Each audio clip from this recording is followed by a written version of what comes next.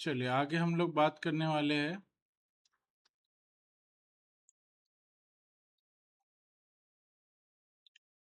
Seaborne के कुछ functions की, जो कि थोड़े यूनिक फंक्शंस होते। एक मैंने आपको बताया था रिग्रेशन प्लॉटिंग के बारे में।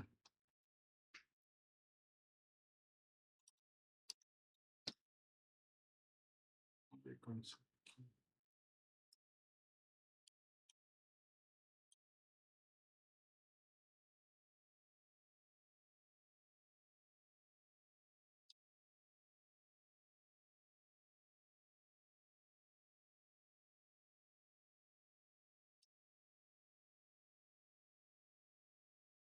ये कौन सा कर रहा है? आईडी और पल्स, पता नहीं कौन सा है। चलिए तो आज हम लोग बात करने वाले हैं पहले तो प्लॉटिंग का नाम है जॉइंट प्लॉट। जॉइंट प्लॉट अभी डेटा कौन सा अपने पास? टिप्स वाला डेटा यूज कर रहे हैं, ठीक है। और इसके अंदर हम लोगों ने क्या करना है कि जॉइंट प्लॉटिंग करनी है टिप और टोटल बिल के बीच में। तो हमने यहाँ पे लिखा SNS डॉट जॉइंट प्लॉट और ब्रैकेट के अंदर मैंने डेटा पास करा, x की वैल्यू पास करी मैंने, x की वैल्यू टोटल बिल और y की वैल्यू टिप। चेक करके देखें। इसने टोटल बिल और टिप का एक ज्वाइंट प्लॉट बना दिया। ज्वाइंट प्लॉट में क्या होता है? ज्वाइंट प्लॉट में दो चीजें आपको दिखती है। पहला, एक रिलेशन भी दिख जाता है जो कि स्कैटर के फॉर्म में है, और दूसरा आपको इंडिविजुअली उन सभी फील्ड का या उन सभी कॉलम्स का आपको एक हिस्टोग्राम भी दिख जाता है। तो यहाँ पे दो हिस्टोग्राम दिख रहे होंगे, ये टोटल बिल का है और ये टिप का हिस्टोग्राम। ज्वाइंट प्लॉट का मतलब कि आपको दो तरह की प्लॉटिंग एक साथ देखनी हो, लाइक यूनिवेरिएट प्लॉटिंग और बाइवेरिएट प्लॉटिंग। दोनों प्लॉटिंग एक साथ देखनी हो तो आप ज्वाइंट प्लॉट का यूज करते हैं।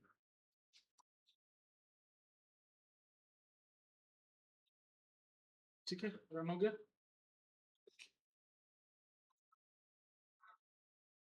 चलिए नेक्स्ट है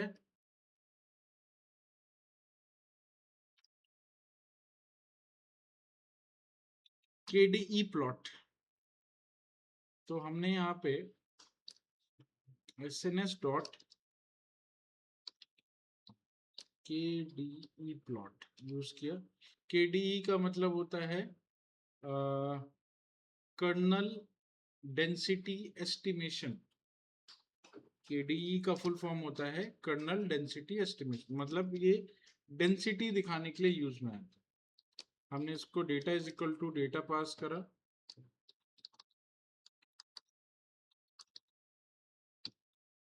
डेंसिटी एस्टिमेशन के लिए हमने इसको x की एक वैल्यू पास कर दी। अब KDE भी जो है वो एक यूनिवेरिएट प्लॉटिंग है। x की वैल्यू में मैंने टोटल बिल पास कर दिया, टोटल अंडरस्कोर बिल, और इसने मुझे एक KDE फॉर्म करके दे दिया। ये डेंसिटी वैल्यू है, ये बिल की डेंसिटी वैल्यू है ना। अगर आपको डिस्ट्रीब्यूशन दिखाना हो तो डिस्ट्रीब्यूशन आप दिखा सकते हैं, जिससे मैंने आपको एक प्रोबेबिलिटी डिस्ट्रीब्यूशन का वो बताया था, है ना। तो प्रोबेबिलिटी डिस्ट्रीब्यूशन में एक फंक्शन यूज होता है PDF, प्रोबेबिलिटी डेंसिटी फंक्शन। उसको प्लॉट करने के लिए आप KDE का यूज करते हैं। प्रोबेबिलिटी डेंसिटी को प्लॉट करने के लिए केडी का यूज होता है।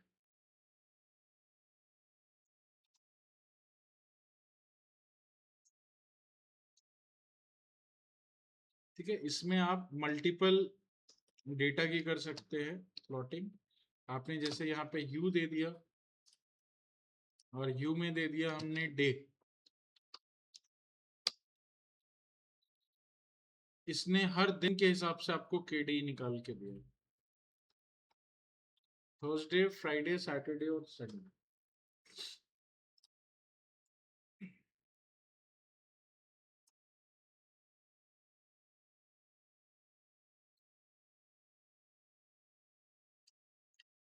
डेंसिटी एस्टिमेशन हमेशा प्रोबेबिलिटी से रिलेटेड होता है। मतलब जैसे यहाँ नीचे आपको टोटल बिल दे रखा है, तो टोटल बिल में जिस बिल का या जिस बिल वैल्यू का डेंसिटी एस्टिमेशन हाई है, मतलब वो ज्यादा आपके डेटा में अकर हो रहा है। ठीक है, जैसे यहाँ पे अगर देखा जाए तो 10 से 20 की जो वैल्यू है ये ज्यादातर अकर हो रहे हैं हर दिन। मतलब इट्स नॉट लाइक थर्सडे और फ्राइडे, थर्सडे फ्राइडे सैटरडे और संडे में 10 से लेकर के 20 तक की जो वैल्यू है ये ज्यादातर उसकी डेंसिटी हाई है। दैट मीन्स कि the kind of this amount, जो अमाउंट आपको 10 से 20 का अमाउंट है ये ज्यादातर पे किया जाता है इन एवरी डे। हाँ, दैट मीन्स कि ज्यादातर जो कस्टमर्स आते हैं वो 10 से 20 के अमाउंट की चीजें ज्यादा खरीदते हैं या ऑर्डर करते हैं। ठीक है, और उनकी प्रोबेबिलिटी भी हाई है, मतलब आगे भी किसी दिन में अगर ऐसा होता है तो अगर डेंसिटी के हिसाब से उसकी प्रोबेबिलिटी निकाली जाती है। तो डेंसिटी बताने का मतलब ये होता है कि इस पर्टिकुलर प्राइस से इस पर्टिकुलर प्राइस तक का जो डेंसिटी एस्टिमेशन है वो हाई है ना, मतलब इसकी प्रोबेबिलिटी हाई है उस टाइम पे।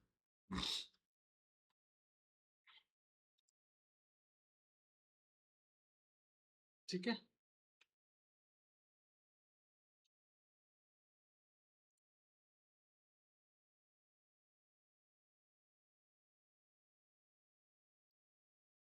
चलिए नेक्स्ट है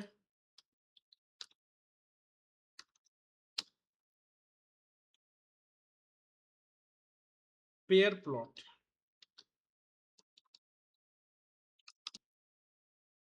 पेयर प्लॉट में क्या होता है, पेयर प्लॉट के लिए डेटा चेंज करते हैं। Data is equal to S N S dot load data set, इसके अंदर एक डेटा यूज करते हैं आइरिस।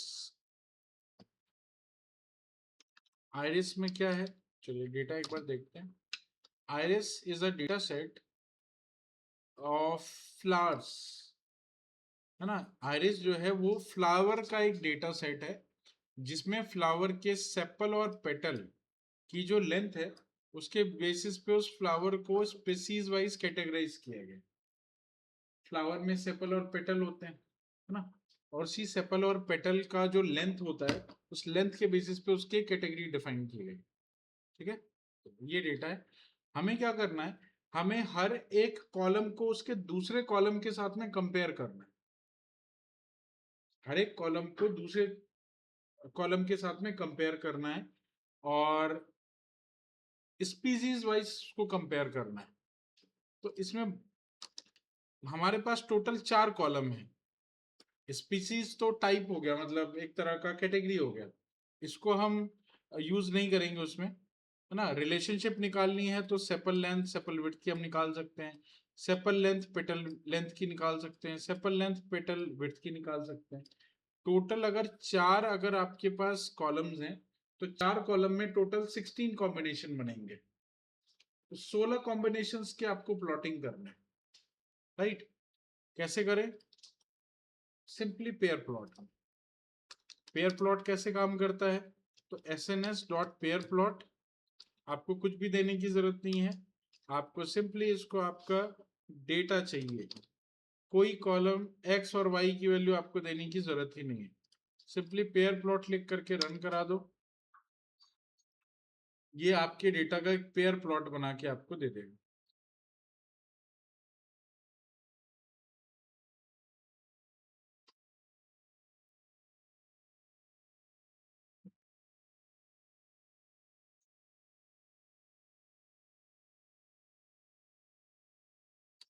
पेयर प्लॉट कैसा है, चलिए देखते हैं। ये है आपका pair plot, where each column is paired with another columns, ठीक है, and you get a grid type structure, जिसमें ये जो है सेपल लेंथ और सेपल लेंथ की जो प्लॉटिंग आई है वो एक हिस्टोग्राम प्लॉटिंग, है, क्योंकि दोनों में कंपैरिजन एक ही तो कॉलम हुआ ना, सेपल लेंथ मतलब एक ही कॉलम, तो एक ही कॉलम पे ये इस तरह का आपको हिस्टोग्राम बना के देता है। बाकी जो डिफरेंट कॉलम है उसमें वो स्कैटर बना के देता है ना। तो स्कैटर क्या करता है, तो स्कैटर इसको कंपेयर करने के लिए यूज होता है सेपल लेंथ और पेटल लेंथ की डेंसिटी को, ठीक है। और इसमें आप यू लिख करके HUE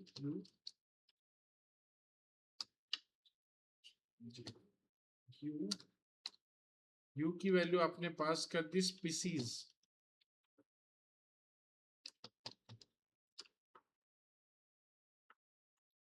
तो स्पीसीज के अकॉर्डिंग इसको इसने डिफरेंशिएट कर दिया।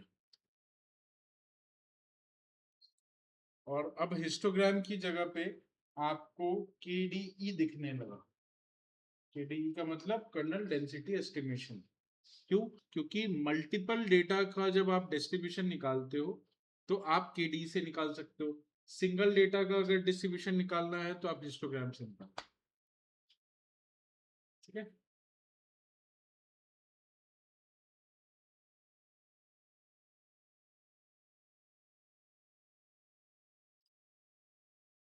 नोट करो इसको।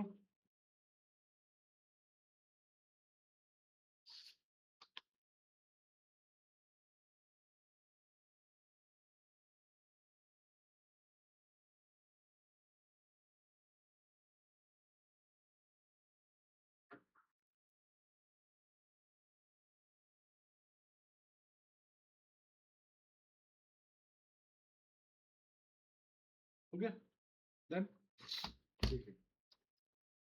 और लास्ट आते हैं हम लोग एक फाइनल प्लॉटिंग में जिसका नाम है हीट मैप।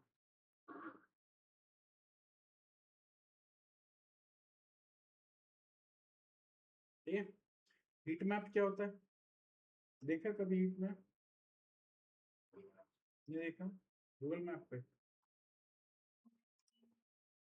हीट मैप दिखाता हूँ आप लोगों को।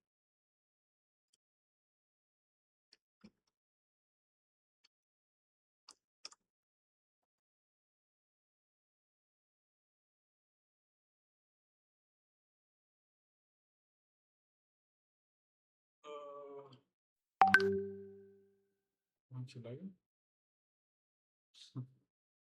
ऊपर वाला डेटा ही निकल गया।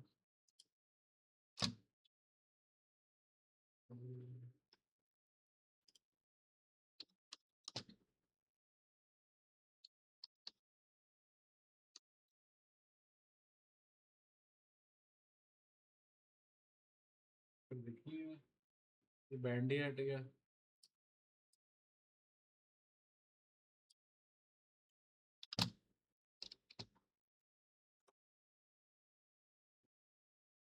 हाँ जी, ये हीट मैप कुछ ऐसा दिखता है। जैसे आपने देखा होगा कि जो ज्योग्राफिकल लोकेशंस होते हैं उसमें ज्यादातर इसको यूज किया जाता है। जैसे हीट वेव आई तो न्यूज में दिखाते हैं हीट वेव कहाँ कहाँ पे है ना।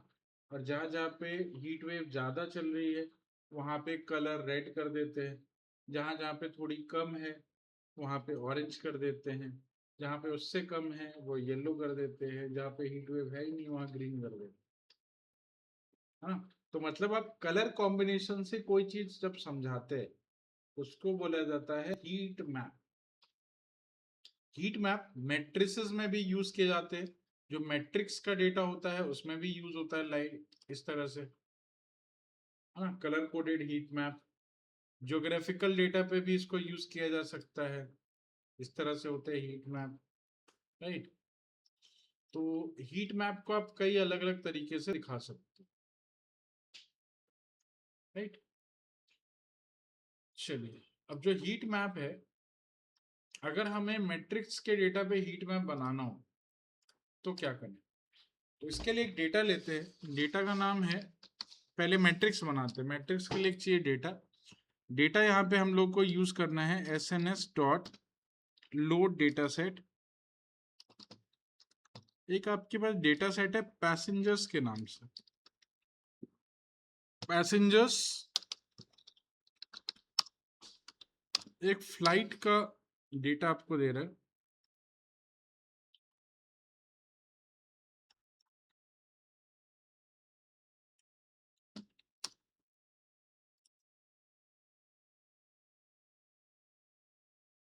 स्पेलिंग गलत है, सैंपल डेटा सेट नहीं है, डेटा SNS डॉट नहीं है, फ्लाइट के नाम से है, फ्लाइट यूज,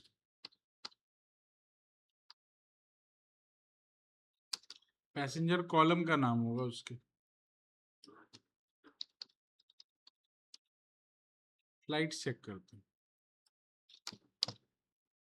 ठीक है, फ्लाइट मिले, हाँ, पैसेंजर्स इसके कॉलम का नाम, ईयर, मंथ और पैसेंजर्स। ठीक है, ये जो डेटा है ये 8-10 सालों का डेटा है, ईयर वाइज, मंथ वाइज और पैसेंजर वाइज आपको एक डेटा दिया गया है किसी फ्लाइट का। ठीक है, कि in this year and in this month you get this number of passengers, in another month you will get this number of passengers. तो पैसेंजर का टोटल नंबर आपको डिफाइन करके दिया गया। अगर आपको इस डेटा के ऊपर हीट मैप बनाना हो, है ना, मतलब कलर कोडेड मैट्रिक्स बनाना हो, तो कलर कोडेड मैट्रिक्स के लिए पहले इसको मैट्रिक्स में कन्वर्ट करते हैं। मैट्रिक्स में कन्वर्ट करने के लिए हमें यूज करना होता है पांडास, इंपोर्ट पांडास SPD। ठीक है, और PD डॉट रीड अंडरस्कोर ना PD डॉट पिवट टेबल, एक फंक्शन होता है पिवट टेबल का। मैट्रिक्स को हम लोग पिवट टेबल बोलते हैं, जनरल केसेस में मैट्रिक्स को पिवट टेबल बोलते हैं। तो पिवट टेबल में 3 चीजें होती है, पहला रो, दूसरा कॉलम और तीसरी वैल्यू। एक्सेल में पिवट टेबल पढ़ा है आपने, तो पिवट टेबल में आपको मिलता है एक रो, एक कॉलम और बीच में वैल्यूज, है ना। वैल्यूज जो होती हैं उसमें सिर्फ न्यूमेरिक डेटा हो सकता है ना।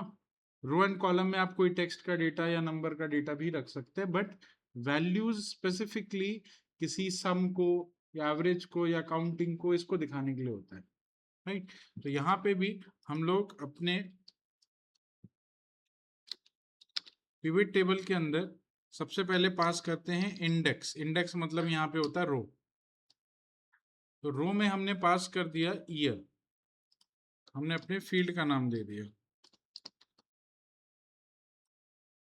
दूसरा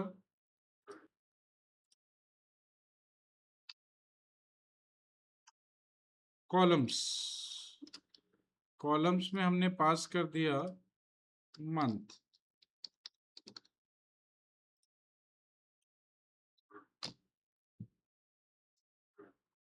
और तीसरा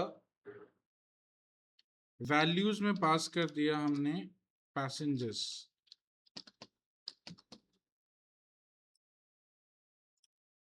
और इसने आपको दे दिया पिवट टेबल, डेटा फ्रेम का पिवट टेबल।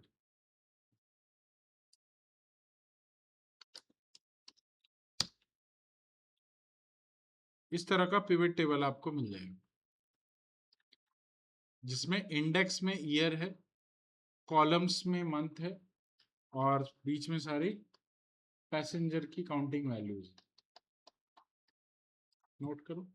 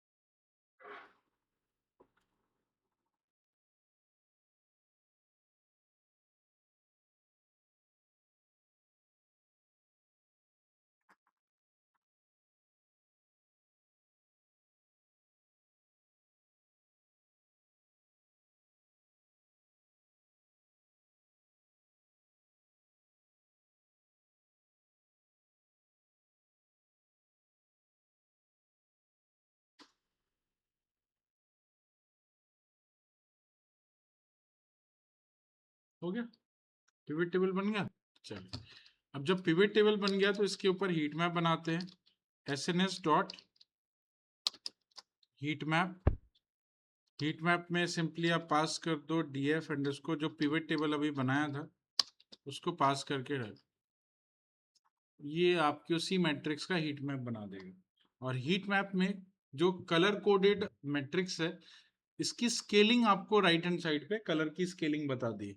स्केलिंग का मतलब जहाँ पे टोटल इसमें 600 के आसपास तक की वैल्यू है, तो जो सबसे छोटी वैल्यू है उसका कलर डार्क फॉर्म में होगा, और अगर ज़्यादा बड़ी वैल्यू है तो वहाँ पे आपको लाइट वैल्यू मिलेगी। तो जिस एरिया में सबसे लाइटेस्ट वैल्यू है विच हैज़ मैक्सिमम वैल्यू, और जो सबसे लोएस्ट वैल्यू है वहाँ पे आपको डार्केस्ट कलर मिलेगा।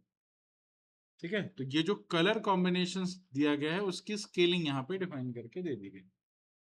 ठीक है, अब अगर मुझे इसके ऊपर ये जो मैट्रिक्स है इसके ऊपर नंबर्स भी दिखाने हो तो आप यहाँ पे यूज करते हैं एन नॉट।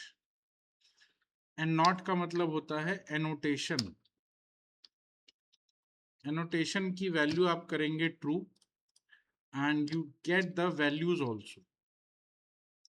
जो आपके पास वैल्यू है वो वैल्यू आपको इस सेल पे या उस पर्टिकुलर बॉक्स पे दिख रही होगी, बट ये वैल्यू बहुत ही ज्यादा वैसी है, मतलब साइंटिफिक वैल्यू है, इसीलिए थोड़ा आपको वो दिख रहा है। एग्जैक्ट वैल्यू आई नहीं है, मतलब जैसे 112 है तो 112 नहीं आया है, 112 की जगह पे 11.e⁻² दे दिया उसने, वैसा दिख रहा है ना। इस तरह की साइंटिफिक वैल्यू आपको दिख रही है। तो साइंटिफिक वैल्यू की जगह पे मुझे अगर एक्चुअल वैल्यू दिखानी हो तो उसकी जगह पे मैं यहाँ पे लिख सकता हूँ FMT। FMT का मतलब होता है फॉर्मेट।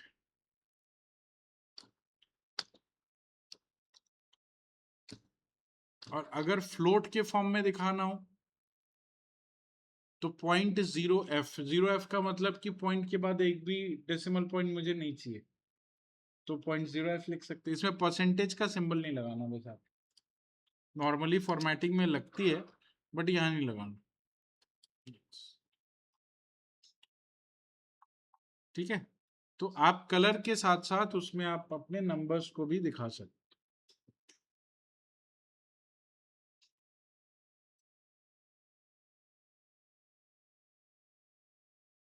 ठीक है, क्लियर हुआ, समझ आया। चलो, ये सारे आपके प्लॉटिंग्स हैं जो सी बॉन्ड पे काम करते हैं।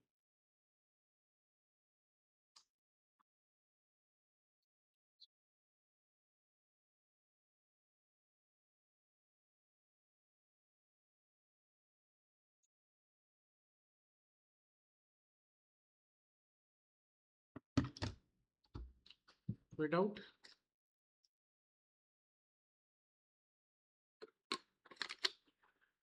तो विजुअलाइजेशन आपका कंप्लीट हो गया। जितने विजुअल मैटप्लॉटलिब में सी बॉन्ड में है, हाँ, मोस्टली आपने पढ़ लिए।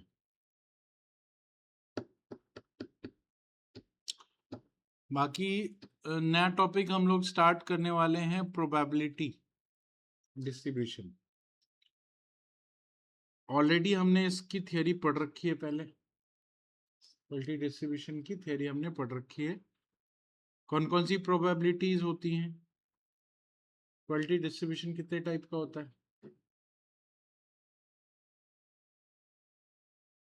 प्रोबेबिलिटी डिस्ट्रीब्यूशन कितने टाइप का होता है।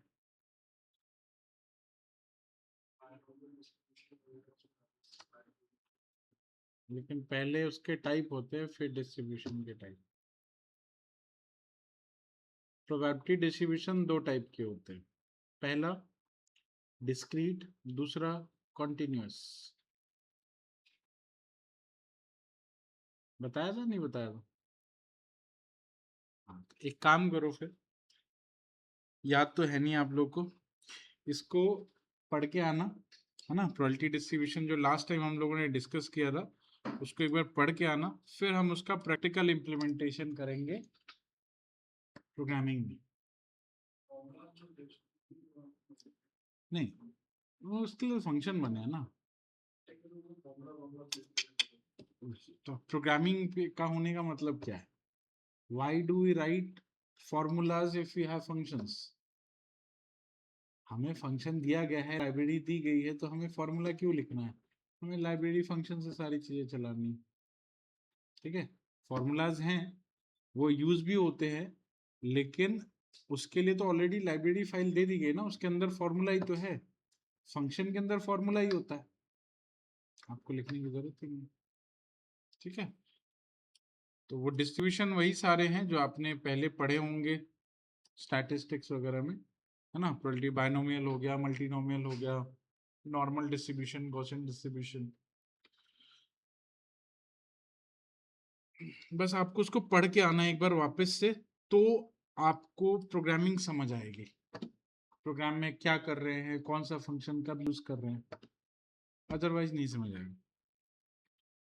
तो ये चीज ऑलरेडी मैंने आपको पढ़ा रखी है स्टैट्स की क्लास में, तो स्टार्टिंग में जो चल रहा था।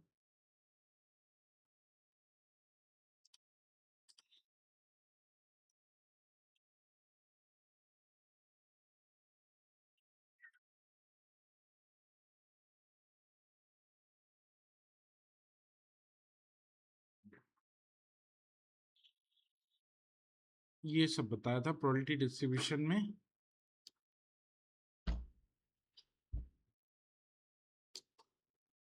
ठीक है, प्रोबेबिलिटीज डिस्कस करी थी, प्रोबेबिलिटी डिस्ट्रीब्यूशन डिस्कस करा था। ठीक है, कौन कौन सा डिस्ट्रीब्यूशन होता है वो बताया गया था, कौन कौन सा फंक्शन यूज होता है ये बताया गया था। ठीक है, इसको एक बार पढ़ लेना, और इसको कल हम लोग कंटिन्यू करते हैं यहाँ से।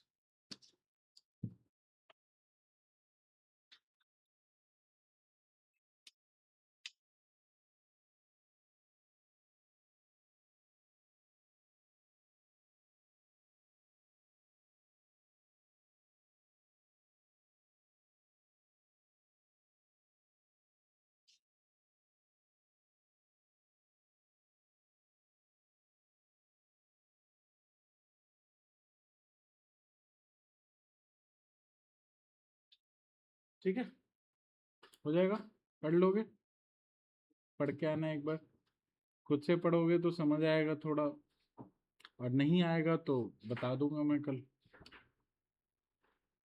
ऑलरेडी ये बता चुका हूँ इसलिए बोल रहा हूँ, पहले खुद से पढ़ो तो रिमाइंड हो जाएगा, और जहाँ प्रॉब्लम आएगी वहां पे कल मैं आपको एक बार दोबारा से रिमाइंड करा दूंगा।